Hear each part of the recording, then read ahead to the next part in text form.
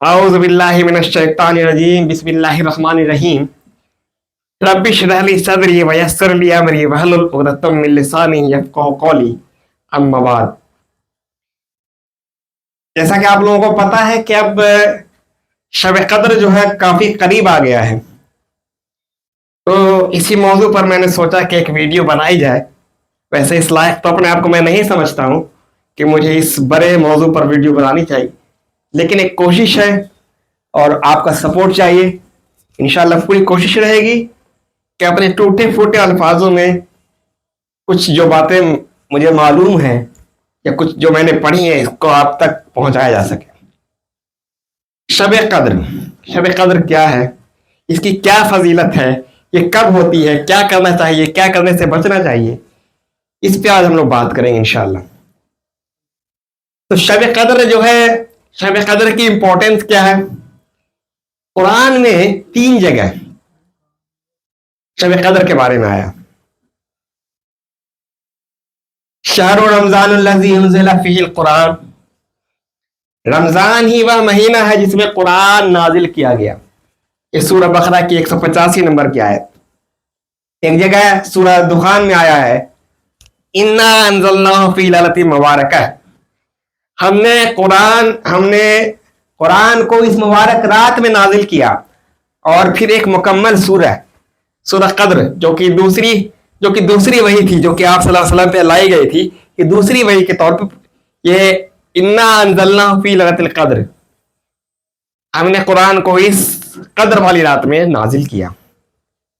कद्र वाली रात क्यों है, क्यों इसकी रात की इतनी कद्र है? क्योंकि सूरह बकरा में जैसा भी हम लोगों ने देखा कि इस रमजान ही वह महीना है जिसमें कुरान नाजिल हुआ। तो कुरान हमारे लिए जो इतना इंपॉर्टेंट, हमारे लिए पूरे हमारी जो हुज़ूर पाक सल्लल्लाहु अलैहि वसल्लम की जो पूरी उम्मत है, जो उनको किताब दी गई थी कुरान, तो जब ये इतनी जो हमारी किताब है कुरान इस रात को नाजिल हुआ, तो इस रात के और इंपॉर्टेंट के बारे में क्या कहना। और रमजान के बारे में तो आप पता ही है कि रमजान के कितने सारे फायदे और कितने सारे नुकसान है, कि रमजान में क्या करने से क्या फायदे हैं, और जिस चीज में ज्यादा फायदा होता है उसमें नुकसान की भी बहुत इम्कान होते हैं।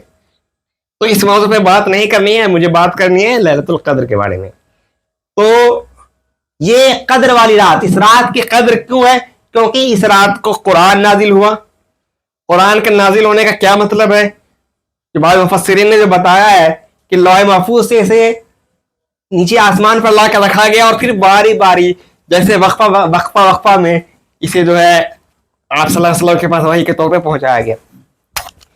फिर अल्लाह पाक कह रहा है वमा अदराका मा लैलतुल कद्र, और तुम क्या जानो कि ये लैलतुल कद्र क्या है। Indeed we don't know the importance of this night. अगर जान रहे होते तो ये जो हमारा हश्र है, जिस तरह से हम इस रात को जाया कर रहे हैं, वो इस तरह से हम नहीं कर रहे होते। ये रात कब है, क्या है इस रात के बारे में, कैसे गुजारनी है, इस पर जरा गौर फिक्र करें आप लोग। तो अल्लाह के रसूल सल्लल्लाहु अलैहि वसल्लम की एक हदीस है कि आप जो है मस्जिद से बाहर आ रहे थे, आपको शब कद्र के बारे में तारीख बता दी गई थी, और आपने जब देखा कि बाहर 2 लोग झगड़ा कर रहे थे, तो आपने उन्हें रोका और कहा गया कि मुझे शब कद्र के बारे में बताया गया था और मैं तुम्हें बताने आ रहा था, मैं तुम लोगों तक ये बात पहुंचाने आ रहा था, लेकिन फिर मुझे भुला दी गई। खैर इसमें अल्लाह की मसलियत ही होगी। मगर फिर उन्होंने कहा सारे सहाबियों को कि इस रात को तुम तलाश करो, पूरे साल में तलाश करो। सहाबा बेचारे परेशान हो गए कि अब इस इतना 365 दिन उतनी रात कैसे जगह कैसे तलाश करें। तो फिर उन्होंने कहा कि इस रात को रमजान में तलाश करो, रमजान में भी 30 दिन। फिर आप सल्लल्लाहु अलैहि वसल्लम ने कहा कि इसे आखिरी अशरे में तलाश करो, आखिरी अशरे के भी फिर कहा कि आखिरी अशरे के ताख रातों में तलाश करो। तो हमें इस बात में नहीं पढ़ना कि 27 शब कद्र है, 23 शब कद्र है। तो हमारे इंडिया पाकिस्तान में ये आम है, लोगों ने ये बात को मान लिया है कि 27 तारीख शब कद्र है। अल्लाह के रसूल ने बहुत सारी फजीलतें बताई थी शब कद्र की, और बहुत सारे इम्कान बताए थे कि तुम कैसे समझना है یہ شب قدر ہے کیسے مطلب پتہ چلے گا. اس میں بہت ساری حدیثیں ہیں کہ اس رات کو بارش ہوں گی. تو بعض لوگوں نے جو ہے ان کے زمانے میں ویسا ہوا تو 27 کی کچھ حدیثیں ملی, لوگوں نے 27 کو شب قدر منا لیا, جبکہ یہ کانسٹینٹ نہیں رہتا. کبھی 27 کو ہو سکتی ہے شب قدر, کبھی 23 بھی ہو سکتی ہے, کبھی 25 بھی ہو سکتی ہے, کبھی 21 بھی ہو سکتی ہے. آپ صلی اللہ علیہ وسلم نے کیا کہا تھا؟ اسے رمضان کے آخری عشرے میں تلاش کرنے کی کوشش کرو. 27 ہی نہیں, 27 بھی ہو سکتی ہے. اس بات پہ ذرا غور کریں. اور ہم لوگ جو کس طرح سے اس کو ضائع کر رہے ہیں, اس چیز سے بچیں, کیونکہ اللہ پاک کہہ رہا ہے you don't know the importance of this night.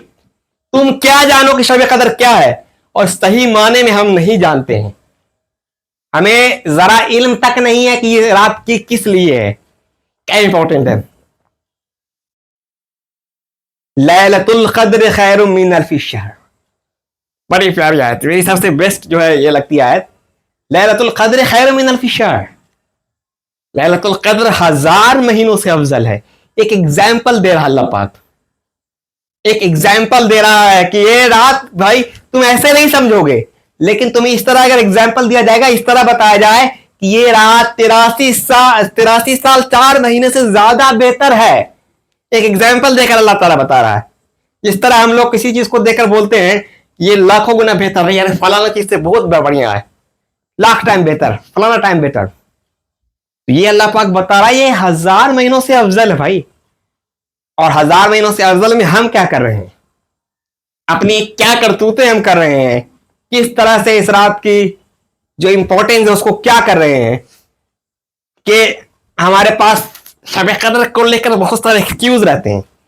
ارے بھائی میں تو مشکل ہے میرے لیے, میرے ساتھ فلاں پریشانی ہے, فلاں ڈیوٹی ہے, فلاں آفس ہے, سویرے اٹھنا ہے, تو مجھے اسکول جانا پڑتا ہے, تو فلاں کوچنگ جانی پڑتی ہے, کچھ. اگر یہ بات سوچ لے, انہی بندوں کو کہا جائے گا, آپ کے آفس والے اگر آپ کو کہہ دیں, آپ کے اسکول والے آپ کو کہہ دیں, یا جہاں پہ آپ ملازم ہیں, جہاں پر آپ جاب کر رہے ہیں, وہاں پر آپ کو بتا دیا جائے کہ ایک رات دل لا کر کے کام اگر کر لیا تم نے بنا, تو تمہیں جو ہے 80 سال کے برابر کی سیلری دی جائے گی. تو ایک رات کیا انسان 10 رات جاگ جائے گا, کھانا پینا نیند سب بھول جائے گا.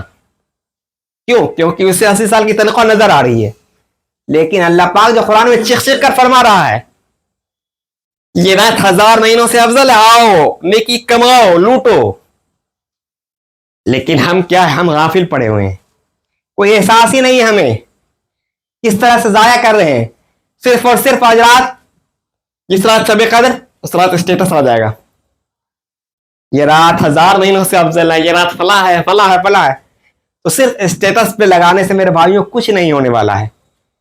جب تک آپ اسے اپنے دل کے اندر نہ اتار لو, اسٹیٹس میں اتارنا کافی ایزی ہے, جب تک اسے آپ اپنے دل میں نہ اتار لو تب تک کوئی فائدہ نہ ہونے والا ہے. تنزل الملائکۃ والروح فیہا بإذن ربہم من کل امر. اس رات کو اترتے ہیں فرشتے اور روح اللہ کے اذن سے, اللہ کے حکم سے, کچھ کام کو لے کر, اللہ کے کام کو لے کر فرشتے آتے ہیں اس رات کو. کون آتے ہیں؟ فرشتے اور روح. بہت بڑا مسکنسپشن تھا اس رات کو لے کر کہ فرشتے بھی آتے ہیں اور روحیں بھی آتی ہیں. نعوذ باللہ, ہم بھی یہ جانتے تھے, ہمیں بھی یہ بات بچپن میں سن رکھی تھی ہم لوگوں نے کہ مردے آتے ہیں, دادا کی روحیں آئیں گی, نانی کی روحیں آئیں گی, دادی کی روح آئیں گی. کافی خوش اگربتیاں جلائی جاتی تھی گھروں میں, کیا آج روح آئیں گی.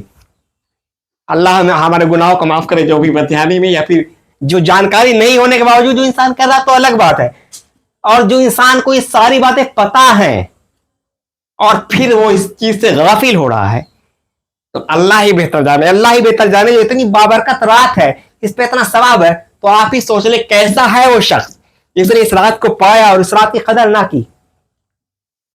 تو آپ لوگوں سے گزارش ہے, یہ التجا ہے, یہ ریکویسٹ ہے کہ اس رات کو ضائع نہ ہونے دیں, زیادہ سے زیادہ ہو سکے تو عبادت کریں.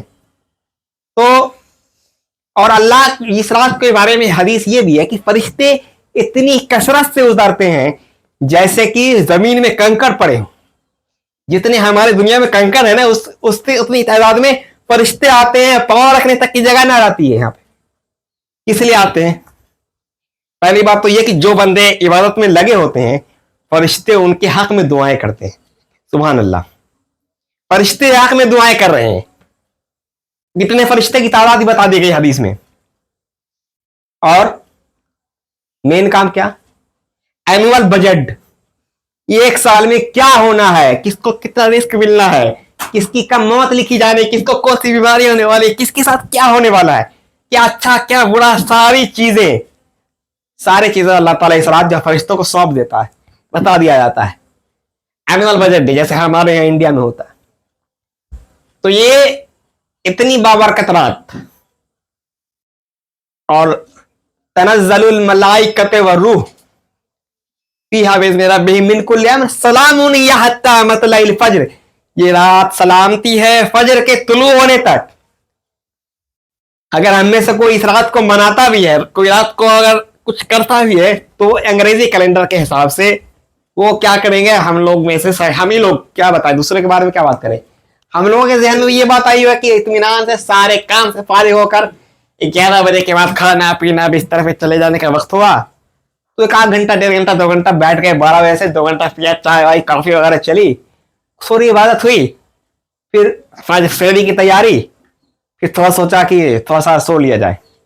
اور بہت لوگوں کی تو فجر کی نماز تک قضا ہو جاتی ہے، اللہ گناہ کو معاف کرے. تو یہ رات جتنی امپورٹنٹ، اگر آپ ساری عبادت کر لیں اور فجر کی نماز نہ پڑھے تو ساری عقارت ہو جائے گی رات. امپورٹنٹ کیا ہے؟ فجر کی نماز کے ساتھ آپ اس رات کو اختتام کریں. اور یہ رات شروع ہوتی ہے سارے مغرب کی اذان کے وقت سے، اور آپ کے پاس وقفہ کتنا ہوتا ہے؟ لگ بھگ 10 گھنٹے کا، 10 سے 11 گھنٹے کا وقفہ ہوتا ہے. تو اتنی دیر میں آپ بتائیں ایک انسان کیا کیا نہیں کر سکتا ہے. اگر ایک انسان شدت سے چاہے، سچے دل سے دعا کرے تو اللہ تعالیٰ تو بہت بڑا معاف کرنے والا ہے.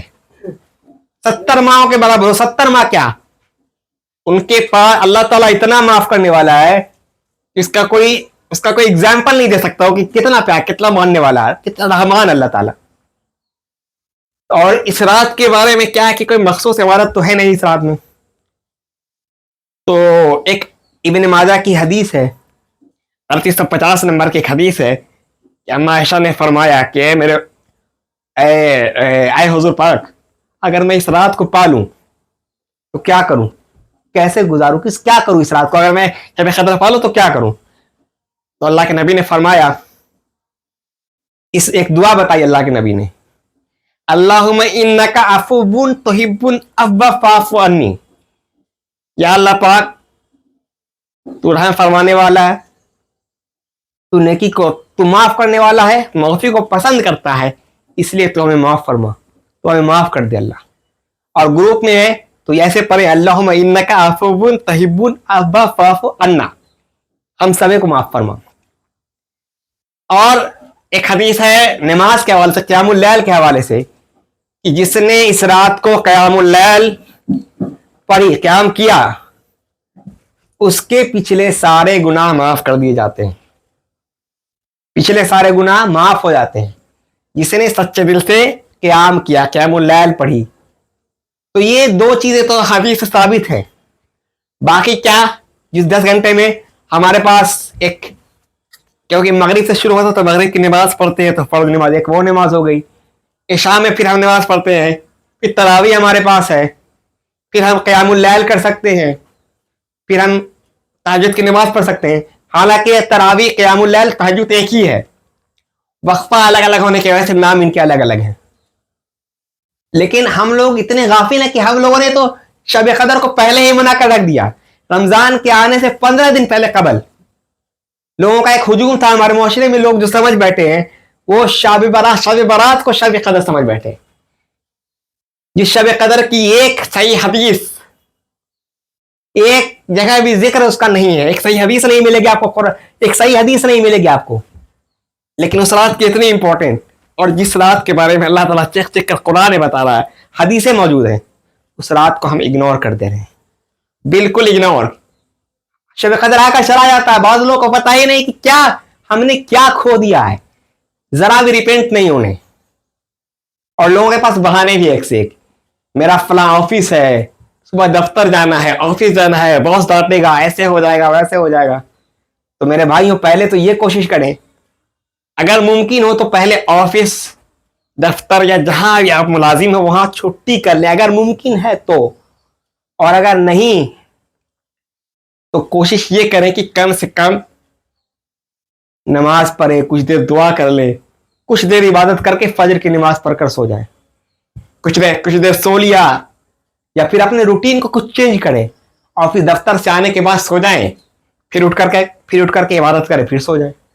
کچھ ایسا کرنا ہوگا آپ کو, کیونکہ یہ رات, اس رات کی اتنی امپورٹنس ہے, تو آپ کو بھی یہ چاہیے کہ اس کو لوٹیں. اگر آپ کو بھی بتا دیا جائے آفس میں اس کے بارے میں, کہ اس رات کی فضیلت کے بارے میں, کہ آپ کو ایک دن کی سیلری جو ہے, ایک دن کام کریں گے 80 سال کی سیلری دی جائے گی, آپ رات دن صبح شام بھوک پیاس سب بھول جائیں گے. ایک دن نہیں, میں بتا رہا ہوں, اگر 10 دن بولا جائے کنٹینیو کرنے تو وہ لوگ 10 دن کریں گے 80 سال کی سیلری پانے کے لیے. مگر ہم کیا ہے, ہم غافل ہو چکے ہیں, کوئی مطلب نہیں, دنیاوی کام میں اتنے مشغول, شادی ہے 10 رات جگ رہے ہیں, برتھڈے پارٹی میں جانا ہے جگہ میں بھر رات, کوئی ٹینشن نہیں, آفس مینج ہو جائے گا. کہیں نائٹ آؤٹ پہ جانا ہے, کہیں ڈرائیونگ پہ جانا ہے, کہیں کسی فنکشن میں جانا ہے, بہت طرح کے لوگ الجھنے کو بیمار ہے وہاں جانا ہے, ہر کام کر رہے ہیں. لیکن جب یہ شب قدر آتی ہے تو لوگوں کے پاس ایک بہانہ ہو جاتا ہے کہ ہم کیا کریں, میرے پاس کرنے کو کچھ نہیں ہے, ہم مجبور ہیں, نہیں کر سکتے. تو میرے بھائی اللہ تعالیٰ بہانہ سننے والے, کیونکہ اللہ تعالیٰ سبھی کے دلوں کی حال جانتا ہے. بے شک اللہ رب العالمین ہے, وہ دل کے حال جانتا ہے. اللہ تعالیٰ نیت بھی دیکھتا ہے کہ کس کی کیا نیت ہے. تو زیادہ سے زیادہ ہو سکے تو کوشش یہ کی جائے کہ انسان عبادت کرنے کی کوشش کرے, اللہ کو اپنے رب کو راضی کرنے کی کوشش کرے. اتنی بابرکت رات ہے, تو عورتوں کے لیے بھی کوئی خاص حکم نہیں ہے اس میں. جس طرح سے مرد حضرات کے لیے ساری باتیں بتائی گئی, وہ اس طرح عورتیں بھی ان سب چیزوں کو فالو کر سکتی ہیں.